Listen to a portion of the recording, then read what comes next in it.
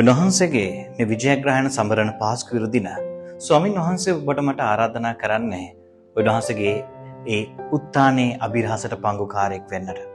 ප්‍රියන්තර සහෝදර සහෝදරින් බලන්න පේදුරු සහ ජෝම්ගේ ලෙනට ඇතුල් වෙලා බලද්දී උන්වහන්සේගේ හිස ආවරණය කරලා තිබුණු රෙදි කඩ පැත්තකට කරලා ගුලි කරලා හකුලලා තිබුණා.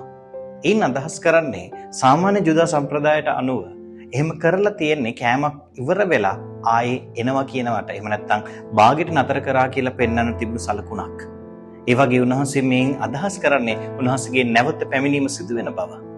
ප්‍රියදර සහෝදර සහෝදරිනි සමහරක් වෙලාවට අපි උන්වහන්සේව අනුගමනය කරත් අපේ හදවතේ විශ්වාසය තියනවද උන්වහන්සේ නැවත පැමිණිලා ඔබ මාව වෙනස් කරනවා කියන හැඟීම. එනිසා අපි අද දවසේ උන්වහන්සේට බාර කරමු.